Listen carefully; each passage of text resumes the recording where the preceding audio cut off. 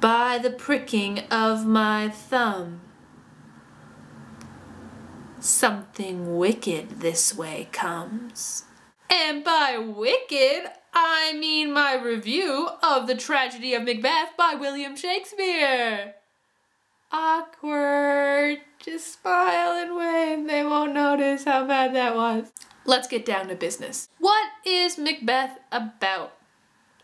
Or should I say the Scottish play? Because as an actor, it's a very bad thing to say the actual name of the play. There's a thing where you have to like spin around 3 times outside and spit. It's crazy. Just to make sure this bad stuff doesn't happen to you while you're doing a play. Actors are insane. Like baseball players who wear the socks for like the whole tournament. Or the jockstrap. Ah, itchy. Focus. What is Macbeth about? Obviously the name gives you a clue. It's about Macbeth.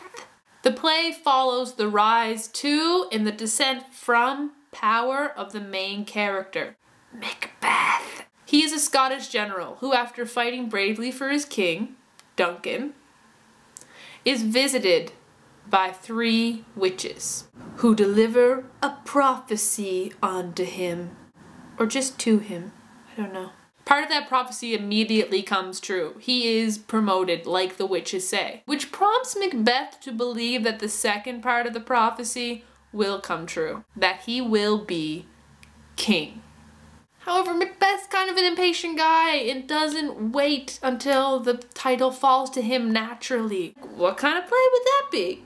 Spurred on by his power-hungry wife, he takes fate into his own hands and decides to kill the king, placing blame elsewhere, obviously. This play is full of death, sorcery, paranoia. What was that? And total mental breakdown. Is that a spot? Oh, come on. Out. Out, damn spot. Out. Spoiler alert, since I feel like the plot is generally known, I might make references to main plot points. I'm hoping it won't ruin your experience of trying to read this play on your own. Macbeth goes from a reluctant murderer to an outright monster by the end of the play as he gets tied up in his guilt and the half-truths of the witches. They're just witches. Yeah, family friendly. Let's move on.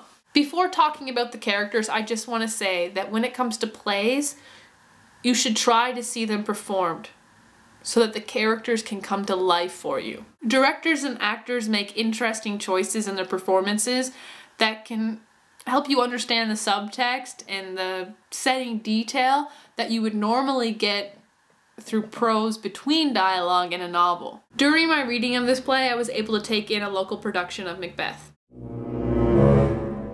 Took some pictures too. If that's not something you can do, try watching one of the many movie adaptations of the story after you're done reading. Characters. The best character in this play is Lady Macbeth. Sorry, Mr. Macbeth. She is the character that progresses the plot. She is the driving force. She reads her husband's account of the witches and decides for him that he must kill King Duncan. She berates him for not being a man when he becomes weary of the idea. She is ruthless when it comes to goading her husband into action. But when given the opportunity to commit the crime herself, she balks at the idea. Because, had he not resembled my father as he slept, I'd have done it. Oh, he looks too much like my dad to kill him. Let's make my husband do it. Awesome idea. Good job, Lady Macbeth. Later, she has one of the most powerful scenes in the whole play. I remember when I was witch number 3 in a production of Macbeth many years ago. And I used to hide in the wings and watch the woman who performed as Lady Macbeth do this scene every night.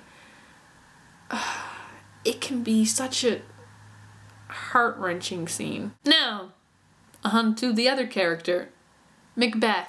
Well, I kind of feel sorry for the guy. He's a very successful general. He seems to love and honor his king. And then he meets these 3 witches.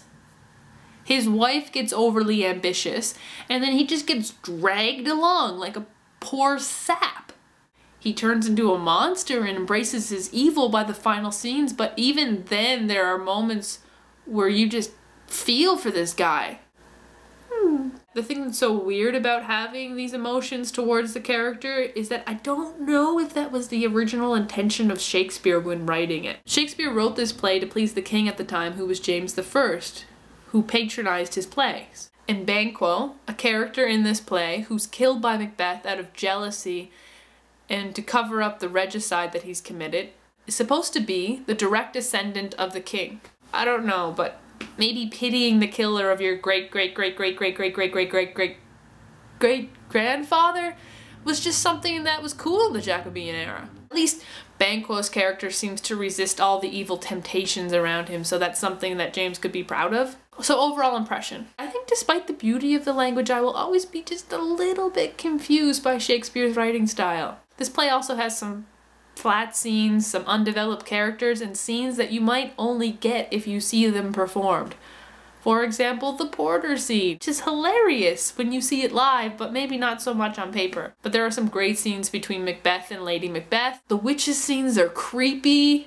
There is a lovely kind of comical scene between a mother and a saucy child, which I was laughing out loud at, and a powerful Macbeth soliloquy near the end of the play. So I think I'll give this play 4 out of 5 stars. A great classical read, and free to get you in the Halloween spirit. Hope you enjoy. Ooh. William Shakespeare. Not cool.